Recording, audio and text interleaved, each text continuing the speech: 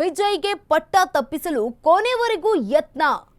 ದಲಿತ ನಾಯಕನನ್ನ CM ಮಾಡಲು DMK ಯತ್ನ ಮಾಡ್ತಾ ಇರುವಂತದ್ದು.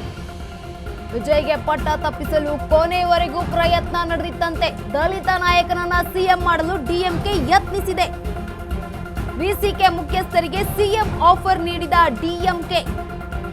ತೋಲ್ ತಿರುಮಾವನಲ್ ಪರ ಸ್ಟಾಲಿನ್ ಈಗ ಬ್ಯಾಟಿಂಗ್ ಬೀಸಿರುವಂತದ್ದು. ಅದೇ ಕಾರಣಕ್ಕೆ ಸಂಜೆಯವರೆಗೂ ಕಾದಿದ್ದ ತಿರುಮಾವಳವನ್, ಆದ್ರೆ ಕೊನೆಯ ಕ್ಷಣದಲ್ಲಿ ಆಟವಾಡಿದ್ದೇ ಡಿಎಂಕೆ ಪಕ್ಷ.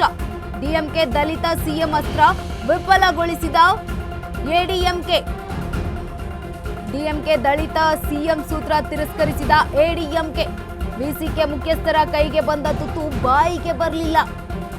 ಡಿಎಂಕೆ ಸೂತ್ರಕ್ಕೆ ಅಣ್ಣ ಡಿಎಂಕೆ ಒಪ್ಪಿದ್ರೆ ವಿಸಿಕೆ ಚೀಫ್ ಆಗಬಹುದಾಗಿತ್ತು. ಅದೃಷ್ಟ ಕುಲಾಯಿಸ್ತಾ ಇತ್ತು.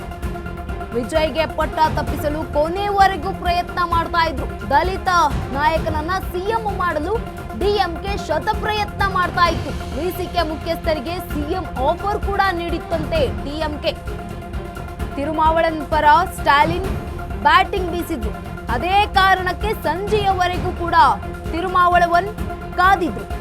ಆದ್ರೆ ಕೊನೆಯ ಕ್ಷಣದಲ್ಲಿ ಆಟವಾಡಿದ್ದು ಮಾತ್ರ ಎಡಿಎಂಕೆ ಪಕ್ಷ. ಡಿಎಂಕೆ ದಲಿತ ಸಿಎಂ ಅಸ್ತ್ರ ವಿಫಲಗೊಳಿಸಿದ್ದು ಎಡಿಎಂಕೆ. ಡಿಎಂಕೆ ದಲಿತ ಸಿಎಂ ಸೂತ್ರ ತಿರಸ್ಕರಿಸಿದ ಎಡಿಎಂಕೆ. ವಿಸಿಕೆ ಮುಖ್ಯಸ್ಥರ ಕೈಗೆ ಬಂದ ತುತ್ತು ಈಗ ಬಾಯಿಗೆ ಬರಲಿಲ್ಲ.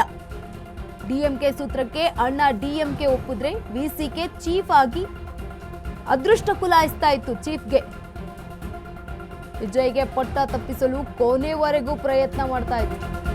ತಮಿಳುನಾಡಿನಲ್ಲಿ ಒಟ್ಟು 234 ವಿಧಾನಸಭಾ ಕ್ಷೇತ್ರಗಳಿವೆ. ಆದ್ರೆ ವಿಸಿಕೆ ಪಾರ್ಟಿ ಗೆದ್ದಿರುವುದು ಕೇವಲ 2 ಸೀಟ್. ವಿಧಾನಸಭೆ ಬಲದ 1%ಕ್ಕಿಂತಲೂ ಕಡಿಮೆ ಸೀಟ್ ಗೆದ್ದಿದೆ.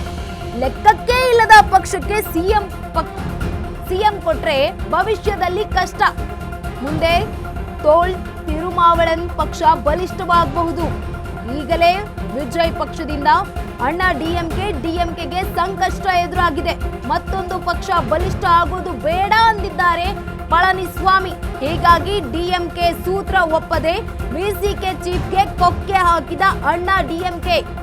ನೋಡಿ, ತಮಿಳುನಾಡಿನಲ್ಲಿ ಒಟ್ಟು 234 ವಿಧಾನಸಭಾ ಕ್ಷೇತ್ರಗಳಿವೆ. ಆದ್ರೆ ವಿಸಿಕೆ ಪಾರ್ಟಿ ಗೆದ್ದಿರುವುದು ಕೇವಲ 2 ಸೀಟ್ಗಳು ಮಾತ್ರ. ವಿಧಾನಸಭೆಯ ಬಲದ 1%ಕ್ಕಿಂತಲೂ ಕಡಿಮೆ ಸೀಟನ್ನ ಗೆದ್ದಿರೋದು ವಿಸಿಕೆ ಪಾರ್ಟಿ. ಲೆಕ್ಕಕ್ಕೆ ಇಲ್ಲದ ಪಕ್ಷಕ್ಕೆ ಸಿಎಂ ಸ್ಥಾನ ಕೊಟ್ರೆ ಭವಿಷ್ಯದಲ್ಲಿ ತುಂಬಾನೇ ಕಷ್ಟ ಆಗುತ್ತೆ. ಮುಂದೆ ತಿರುಮಾವಳನ್ ಪಕ್ಷ ಬಲಿಷ್ಠವಾಗಬಹುದು. ಈಗಲೇ ವಿಜಯ್ ಪಕ್ಷದಿಂದ ಅಣ್ಣ ಡಿಎಂಕೆ ಪಕ್ಷಕ್ಕೆ ಈಗಾಗಲೇ ಸಂಕಷ್ಟ ಎದುರಾಗಿದೆ. ಮತ್ತೊಂದು ಪಕ್ಷ ಬಲಿಷ್ಠ ಆಗೋದು ಬೇಡ, ತಮಿಳುನಾಡಿನಲ್ಲಿ ಮತ್ತೊಂದು ಪಕ್ಷ ಬಲಿಷ್ಠ ಆಗೋದು ಬೇಡ ಅಂತ ಪಳನಿಸ್ವಾಮಿ ಹೇಳಿದ್ದಾರೆ.